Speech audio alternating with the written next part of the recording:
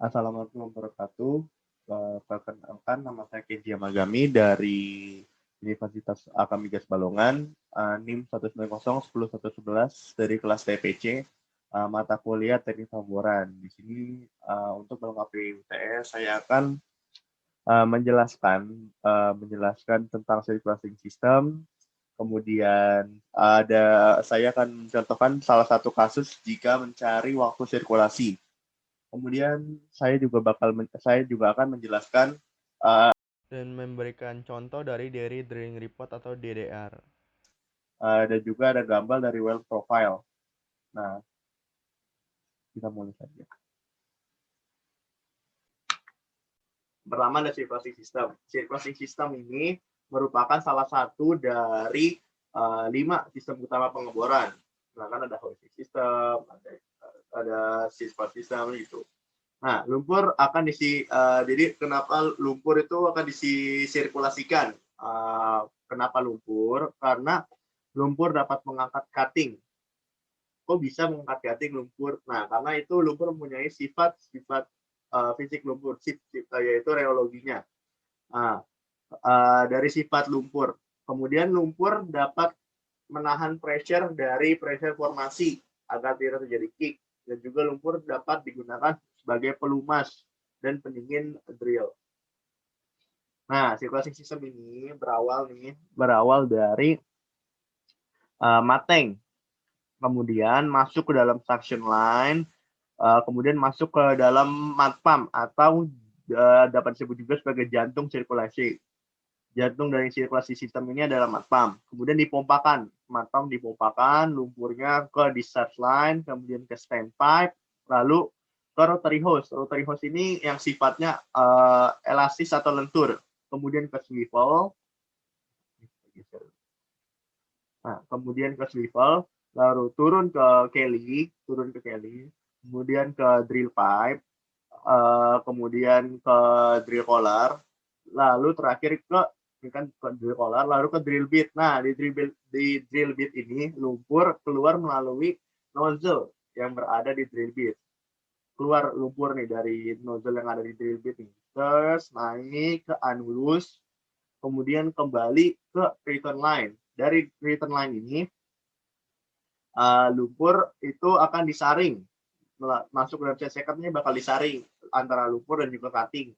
Nah, dalam cell shaker ini kalau tidak salah ukuran yang dapat disaring itu sampai dengan 150 mikron. Kemudian kurang dari 150 mikron. Kemudian masuk ke dalam desinter, kemudian disaring lagi lumpur tersebut dari cell shaker, kemudian ke descender. Descender, kemudian ke desinter, kemudian ke degasser. Nah, kemudian sesudah difilter bersih nih simat dari cutting, itu baru masuk ke dalam mateng, kembali ke mateng. Itu lumpur sudah difilter, sudah bersih, tidak ada lagi cutting dan dapat digunakan kembali dalam sirkulasi. Kemudian kembali lagi ke station line, ke matam dan lain-lain. Terus berputar. Nah, itu sekilas cara circulation system lumpur tuh, cara bergerak lumpur tuh bagaimana seperti itu. Kemudian ini ada contoh soal dari cara menghitung waktu sirkulasi. Share.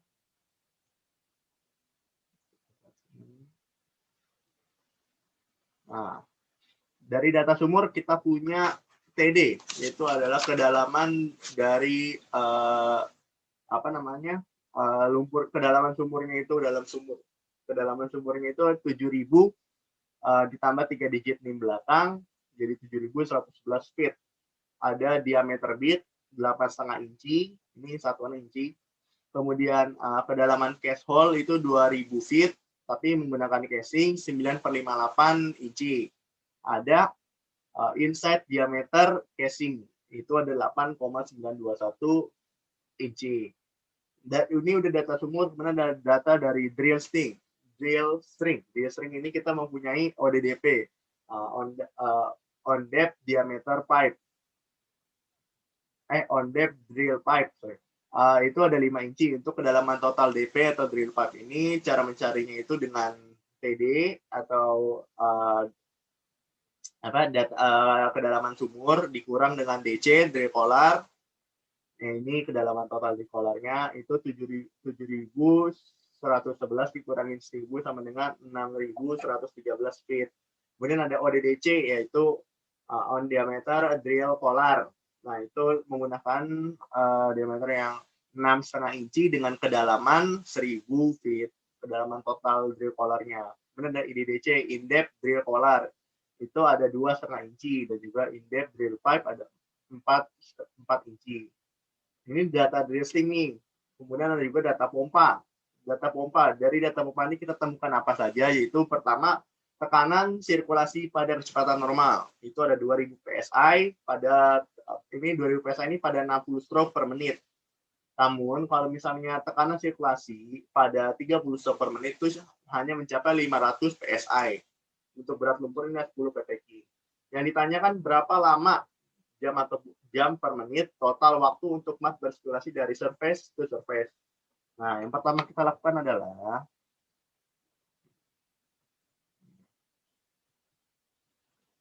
yang pertama itu lakukan adalah mencari volume DS. Volume DS itu ada total dari volume drill pipe ditambah dengan volume drill collar. Untuk mencari volume drill pipe itu gimana? Nah, yang pertama tuh in-depth DP kuadrat per 1294. Ini 1294 ini angkanya mutlak ya.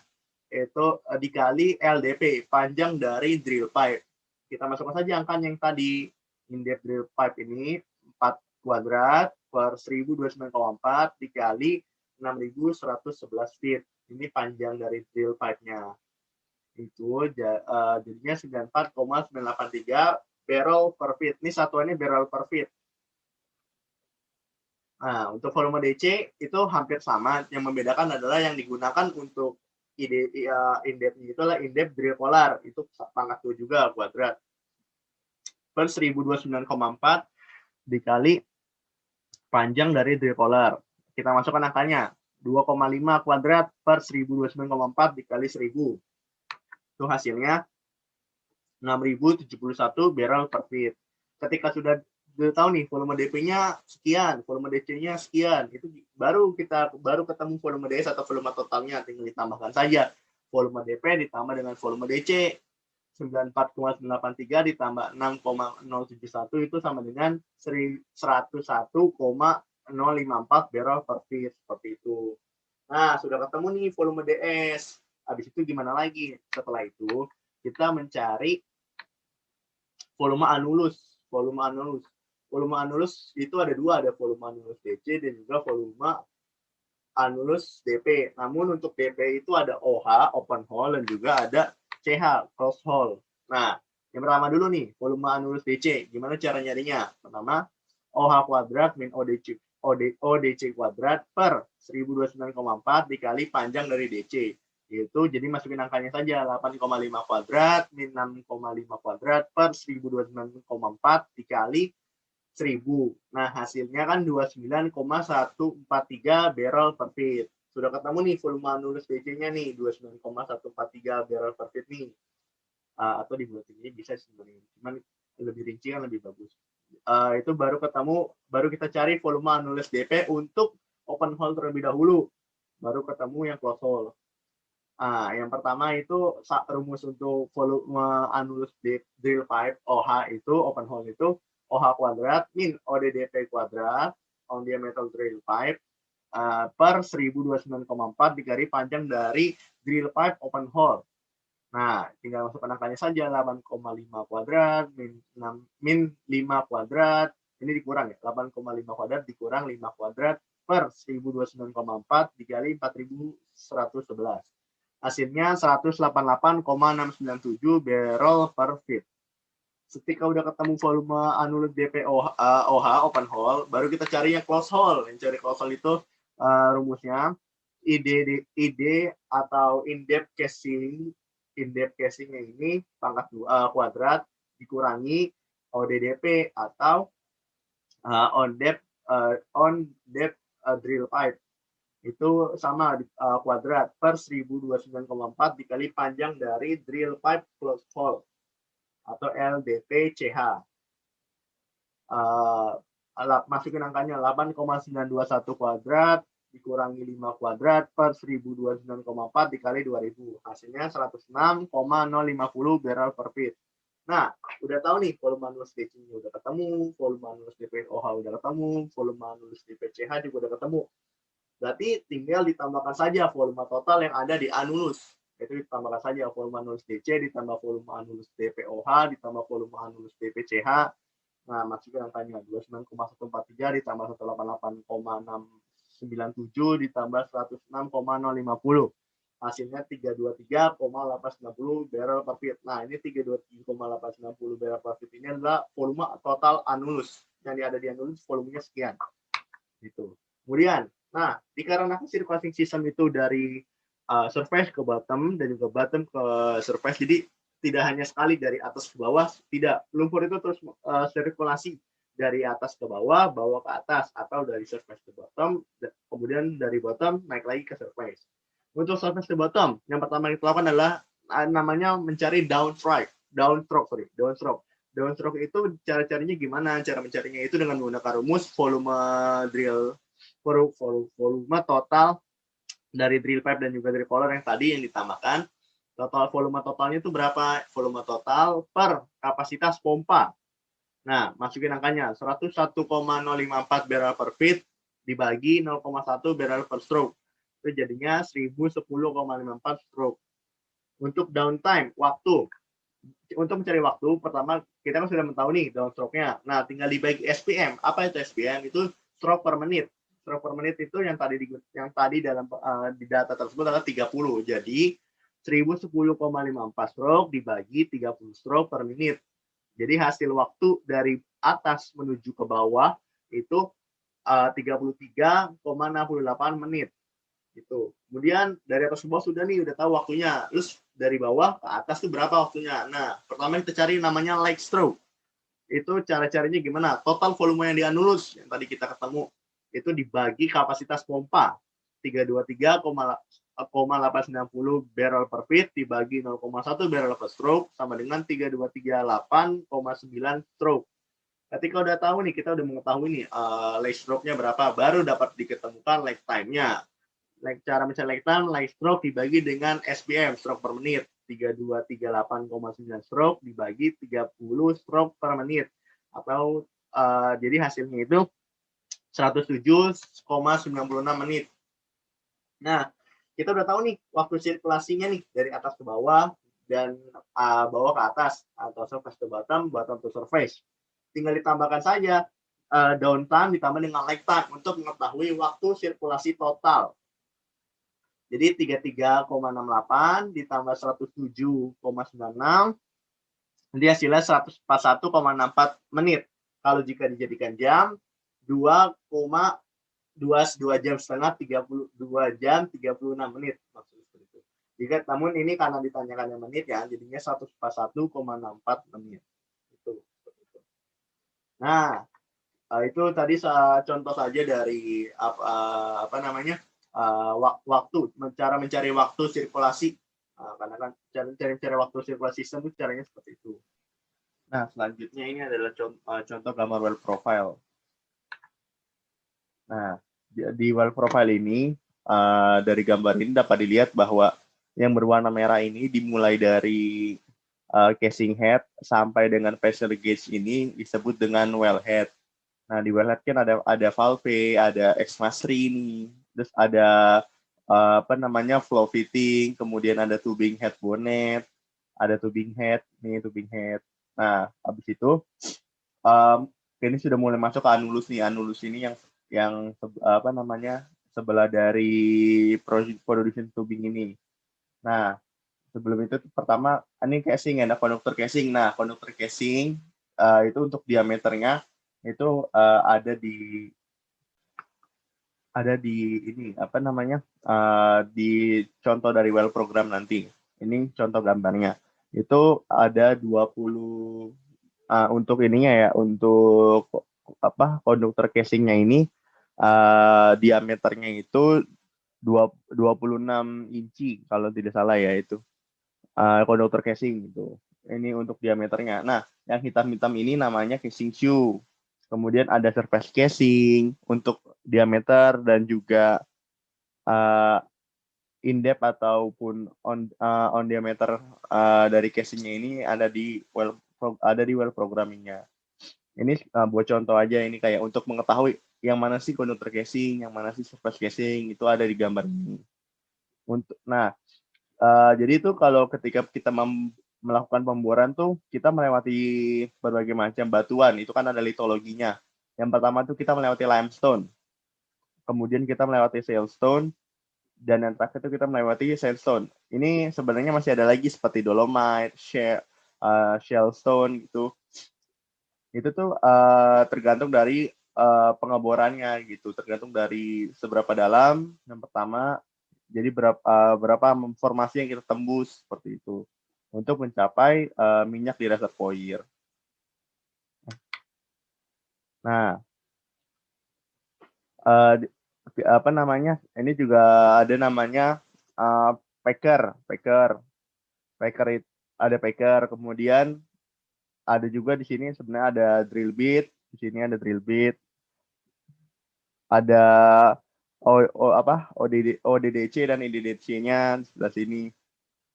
Nah, ini jadi tuh mat circulation, mat itu bersama cutting itu naik nih ke atas, naik ke production tubing seperti itu.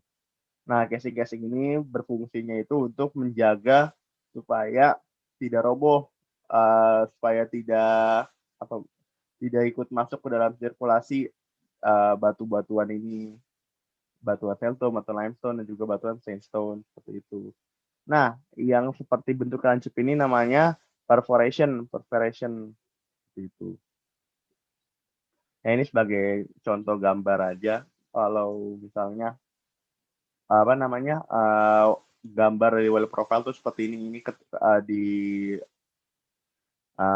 pengeboran tuh gambarnya seperti ini. Dan yang atas kan BOP, ini semua dari bawah sampai atas masuk BOP. Dan ini wellhead-nya, ini SMA3-nya, pressure gauge-nya seperti itu. Tapi yang paling penting nih adalah casing-casing ini kita harus tahu yang mana namanya production tubing, yang mana namanya conductor casing, yang mana namanya surface casing, seperti itu. Biasanya kedalamannya nih seperti limestone itu, kalau kan karena ngukurnya dari bawah ya, jadi 1000 feet seperti itu, 1100 feet. Untuk siltstone itu biasanya 900 feet seperti itu. Dan sandstone yang dekat dengan reservoir biasanya. Makanya ini ada titik-titik ini karena batuan-batuan yang di bawah sini tuh permeabilitas fluidnya dapat mengalir seperti itu. Nah, selanjutnya kita lanjut. Kemudian kita membahas well program dan daily drain program. Ini contoh saja ya, contoh. Saya menggunakan pemisalan di sini. Nah, ini well program ini contohnya saja seperti ini.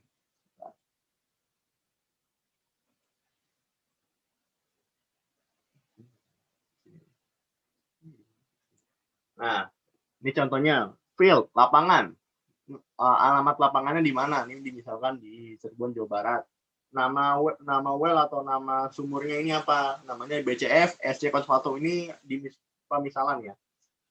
Nah, menggali atau drill itu dimulai pengeboran dari 119,95 feet, itu di dalamin lagi menjadi totalnya berapa seperti itu. Ada juga, jadi dalam well program ini juga harus dijelaskan formasinya tuh batuannya ada apa saja. Ini ada di pelajaran geologi juga.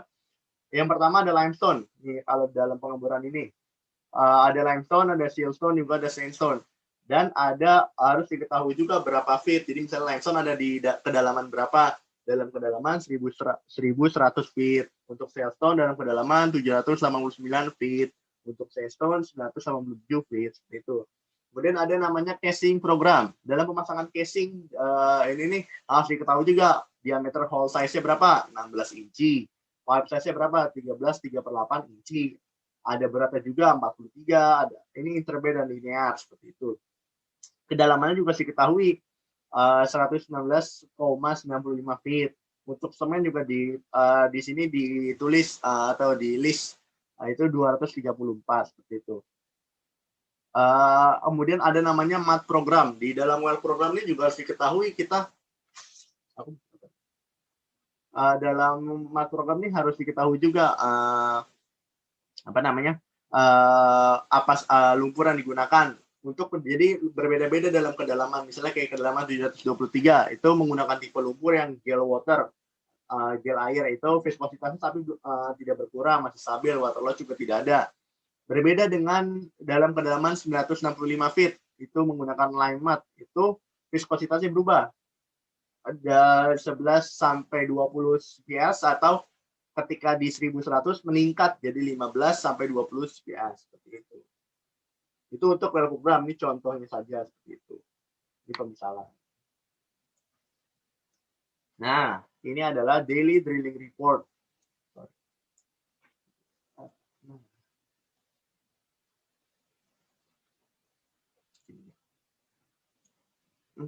Nah, daily drilling report ini contohnya nih, misalnya kayak Ken Oil and Gas. Ini alamat, ditulis tuh alamat itu kecamatan apa? Jalan, kecamatan, kabupaten, kemudian ini provinsi, baru negara. Jadi misalkan kita lagi di Australia, ini saya mengambil contoh, ini contohnya saja pemisalan ya. Ya tadi well atau sumurnya namanya itu apa? BCF SC01. Kemudian ada report for. Jadi ini daily drilling program ini dibuat setiap hari itu berbeda. Jadi satu hari sekali. Jadi untuk besok tidak dapat digunakan. Jadi tiap hari membuat daily drilling report seperti itu. Makanya ada namanya report for buat tanggal berapa dan subjeknya untuk kapan. Itu seperti ini kan misalnya contohnya kayak tanggal 6 bulan 4 2021. Di subjeknya tanggal 7 bulan 4 2021. Dan cuaca juga harus diketahui apakah berawan, cloudy, dan ini di sini saya tulisnya adalah sunny atau cerah. Kemudian ada permitnya juga, ada rignya, jenis rig apa yang digunakan. Ini kita di sini menggunakan jenis rig Hydro 1200G. Itu kemudian ada juga apa namanya spot date. Nah ini ada logonya, logo perusahaannya gitu. Ada juga permissionnya itu IP 184 gitu. Dan ini harus ditulis ditulis juga misalnya terjadi accident atau insiden atau split. Jadi misalnya ada yang insiden jatuh atau kick seperti itu juga harus ditulis sini seperti itu. Dan ini drilling. Jadi ketika drilling itu dikasih tahu last casing setnya ini menggunakan meter ya, bukan menggunakan feet. Itu kapan, dan untuk pemulaian pengeboran starting depth-nya itu kapan, kemudian selesai pengeborannya itu pada kedalaman berapa dikasih tahu, ini juga pada kedalaman berapa, harinya berapa hari seperti itu. Terus ini yang paling penting sebenarnya, paling penting itu adalah operation breakdown. Operation breakdown ini misalnya pada jam 6 pagi itu pre-start meeting atau kumpul untuk sebelum, jadi semua yang ada dalam rig ini, yang ada dalam pengeboran ini, itu ada pre-start meetingnya kumpul. Nah, 10 menit kan. Kemudian 6.10, itu 6.10 tuh waiting on Fortulis to travel terus saja. Jadi berbeda-beda, ada yang berada di atas, ada yang monkey man, ada seperti itu. Nah, itu baru balik ke site-nya masing-masing. Jam 8 itu rig down and top up semen. Jadi rignya sudah mulai turun, kemudian sudah mulai dimasukkan semen. Pada jam 10 itu move pindah ke BCF SC02. Ini saya mengambil contoh sumurnya ini ada, kalau tidak salah ada 5. Jadi BCF 01, 02, 03, 04, 05 banyak seperti itu. Karena di satu lapangan itu ada berbagai macam sumur yang berbeda-beda seperti itu. Nah, ini terus sampai ke jam 5.30 itu return to camp, balik ke campnya masing-masing.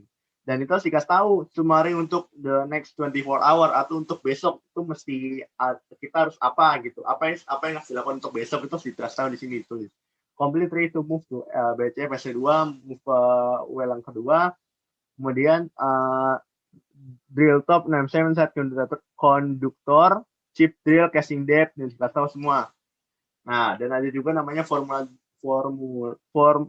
formation description, itu dikasih tahu litologinya. Nah, ada juga, ini penting juga nih, harus perhatikan, itu adalah cost. atau biaya yang digunakan. Kemarin menggunakannya berapa, hari ini menggunakan berapa, dikalkulated itu berapa, jadi dihitung berapa. Kemudian ada survei, ini ada survei. Survei, sorry. Survei, jadi pada tanggal sekian, kedalaman sekian, defisiennya sekian, seperti itu. Ini pre-job. Dan ini nih, ada personel atau orang yang ada dalam drill site ini ada siapa aja. Ada geologis, ada logger, ada drill crew. Drill crew ini biasanya banyak kan nih, ada biasa 3 orang, 4 orang, 5 orang gitu.